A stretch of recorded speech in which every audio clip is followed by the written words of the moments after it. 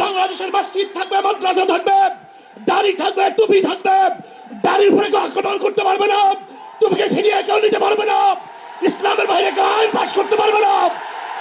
এর জন্য জীবন দিয়েছিল, রক্ত দিয়েছিল।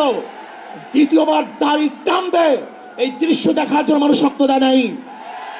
মৌলবাদের বিরুদ্ধে আঙ্গুল তুলবে, মোল্লা বলে গালি দিবে, আজকে টুপি দাড়িওয়ালাদের ক্ষমতায় যেতে দেবে না, এই স্লোগান শোনার জন্য মানুষ রক্ত দেয় নাই। এই দৃশ্য দেখার জন্য বুকের তাজা রক্ত জমিনে ঢেলে দিয়ে মানুষ শাহাদাত বরণ করে নাই, বরং বাংলাদেশের মানুষ শাহাদাত বরণ করেছিল এই জাতিকে মুক্তি দেওয়ার জন্য, কোরআন ও সুন্নাহর আইন বাস্তবায়ন করার জন্য। এখন বক্তব্য রাখবেন 24-এর গণ অভ্যুত্থানের অগ্রনায়ক, ইসলামী আন্দোলন বাংলাদেশের সংগ্রামী সিনিয়র নায়েবে আমির আলহাজ হযরত মাওলানা মুফতি সৈয়দ মোহাম্মদ ফয়জুল করিম শাইখে চরমনাই।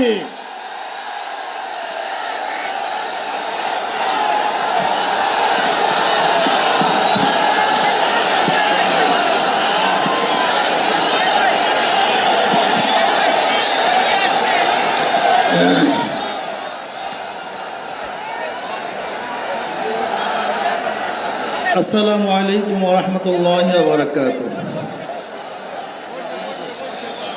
নাহমাদু ওয়া নুসাল্লি আলা রাসূলিল কারীম, আম্মা বাদ। ফাআউযু বিল্লাহি মিনাশ শাইতানির রাজীম। বিসমিল্লাহির রহমানির রহিম। ইনিল হুকমু ইল্লা লিল্লাহ। সাদাকাল্লাহুল আলিয়্যুল আযীম। সবাই পড়ি সাল্লাল্লাহু আলাইহি ওয়াসাল্লাম। ইসলামী আন্দোলন বাংলাদেশ কর্তৃক আয়োজিত আজকে মহাসমুদ্রের সম্মানিত সভাপতি আমাদের শেরে তাজ হযরত পীর সাহেব হুজুর চরমনাই দামাত বারকাতুহুল আলিয়া, মঞ্চে উপবিষ্ট জাতির শ্রেষ্ঠ সন্তান শ্রদ্ধাভাজন ওলামায়ে কেরাম, ইসলামী দলের নেতৃবৃন্দ, অন্যান্য দলের নেতৃবৃন্দ, সামনে উপবিষ্ট ইসলাম প্রিয় দেশপ্রেমী ভাইয়েরা আমার, আজকে সম্মেলন কেন? আমরা পিআর সিস্টেম নির্বাচন চাই, সংখ্যানুপাতিক হারে নির্বাচন চাই। বিএনপি কেন মানছে না? বিএনপি তো দাবি করেছে আমরা জাতীয় সরকার গঠন করব, এটা বিএনপির দাবি। আর জাতীয় সরকার গঠন করার জন্য সবচেয়ে ভালো পদ্ধতি পিআর সিস্টেম নির্বাচন। জাতীয় সরকার সর্বদলের অংশগ্রহণমূলক সরকার, আর সর্বদলের অংশমূলক সরকার গঠন হতে পারে একমাত্র পিআর সিস্টেম নির্বাচনের ভিত্তিতেই। তাহলে কেন বিএনপি মানছে না? কারণটা কি আমি তো বুঝি না। অবশ্যই বিএনপিকেও পিআর সিস্টেমে নির্বাচন মানা উচিত। সংস্কার চাই। বিএনপি বলছে আমরা সরকার গঠন করে ক্ষমতায় গিয়ে সংস্কার করব। প্রথম প্রশ্ন হলো এই, আগামীতে বিএনপি ক্ষমতায় যাবেন, এই গ্যারান্টি আপনি কে দিয়েছে? আপনি কিভাবে ভেবেছেন যারা 91 থেকে 96 পর্যন্ত ফেল করার কারণে 96 ক্ষমতায় আসতে পারে নাই, আবার 2001 থেকে 2005 পর্যন্ত দেশ চালাবার কারণে 2008-এও তারা ক্ষমতায় আসতে পারে নাই। 2001-এ বিএনপি ইশতেহার ঘোষণা করেছিল, সেই ইশতেহারের মধ্যে 10%ও বিএনপি বাস্তবায়ন করতে পারে নাই। এমনকি 2001-এ বিএনপির ইশতেহারের 1 নম্বর শর্ত তারা পালন করতে পারে নাই। আমি বিশ্বাস করি আগামীতে ক্ষমতায় কে যাবে না না যাবে আমি জানি না, কিন্তু বাংলাদেশের জনগণ কোন দুর্নীতিবাজ, চাঁদাবাজ, দখলবাজ, খুনিদেরকে আর ক্ষমতায় নিবে না। বাংলাদেশের জনগণ রক্ত দিয়েছে, জীবন দিয়েছে, বাংলাদেশে চাঁদাবাজি করার জন্য নয়, খুন করার জন্য নয়, দেশকে দখল করার জন্য নয়, দুর্নীতি করার জন্য মানুষ রক্ত দেয়, জীবন দেয় নাই। বাংলাদেশের মানুষ জীবন দিয়েছিল, মানুষ মুক্তি পাবে, শান্তি পাবে। আমার গরিব দুঃখী মেহনত মানুষ ক্ষুধার্ত থাকবে না। বাংলাদেশের একজন মানুষও খোলা আকাশের নিচে থাকবে না। বাংলাদেশের একজন গরিব বস্ত্রহীন থাকবে না। আমার বাংলাদেশের কোনো মানুষ গুম হবে না, খুন হবে না। বাংলাদেশের কোনো ব্যবসায়ীকে চাঁদা দিতে হবে না। বাংলাদেশের প্রত্যেক নাগরিক অধিকার বাস্তবায়ন হবে। তারা শান্তিতে বসবাস করতে পারবে, নির্বিঘ্নে ঘুমাতে পারবে। আমার মা বোনরা ইজ্জত দিয়ে রাস্তায় চলাফেরা করতে পারবে। বাংলাদেশের মসজিদ থাকবে, মাদ্রাসা থাকবে, দাড়ি থাকবে, টুপি থাকবে। দাড়ির উপরে কেউ আক্রমণ করতে পারবে না, টুপিকে ছিনিয়ে কেউ নিতে পারবে না, ইসলামের বাইরে কেউ আইন পাশ করতে পারবে না। এর জন্য জীবন দিয়েছিল, রক্ত দিয়েছিল। দ্বিতীয়বার দাড়ি টানবে এই দৃশ্য দেখার জন্য মানুষ রক্ত দেয় নাই। মৌলবাদের বিরুদ্ধে আলোক আঙ্গুল তুলবে, মোল্লা বলে গালি দিবে, আজকে টুপি দাড়িওয়ালাদের ক্ষমতায় যেতে দেবে না, এই স্লোগান শোনার জন্য মানুষ রক্ত দেয় নাই।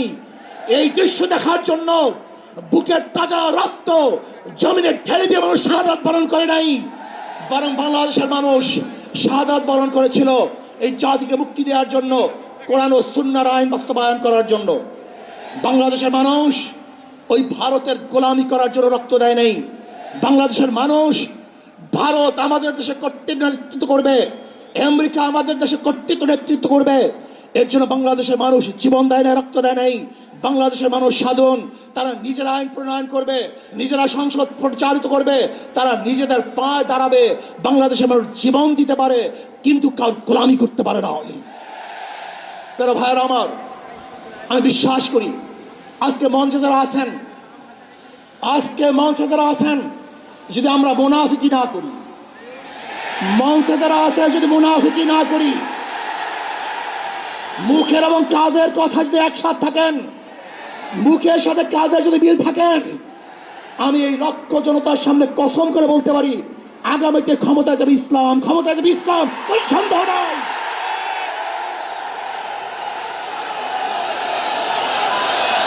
কিন্তু খবরদার যদি মুনাফিকি করি, তাহলে এদেশের মানুষ সচেতন হয়েছে, এদেশের মানুষ সব জ্ঞানী হয়ে গেছে।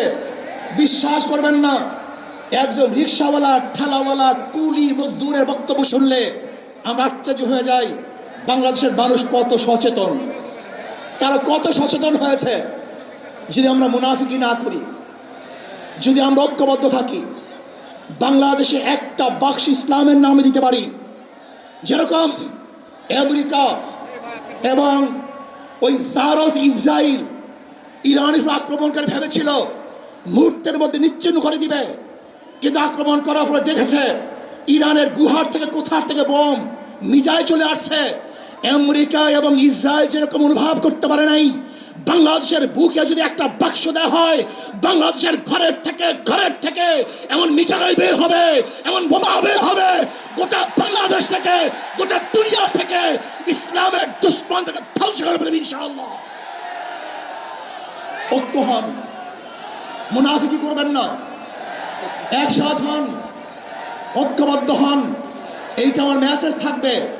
যদি ঐক্যবদ্ধভাবে ক্ষমতার লোভকে সংবরণ করে আমি ক্ষমতায় যেতে চাই না, ইসলামকে ক্ষমতায় নিতে চাই। আমি ক্ষমতায় যাইতে চাই না, কোরআন ও সুন্নাহকে ক্ষমতায় নিতে চাই।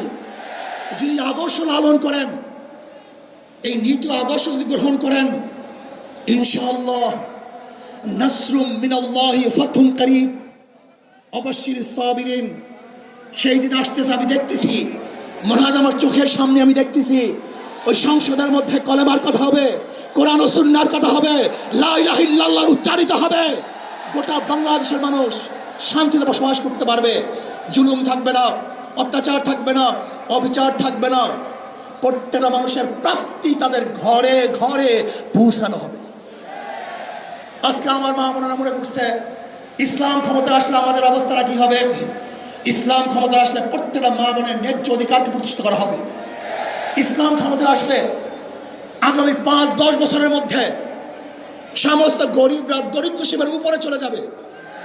ইসলাম ক্ষমতা আসলে 28 লক্ষ কোটি টাকা বিদেশে পাচার হবে না, দুর্নীতি থাকবে না, জুলুম থাকবে না, অত্যাচার থাকবে না, নির্বিচার কোনো মানুষ আর খুন হবে না, গুম হবে না।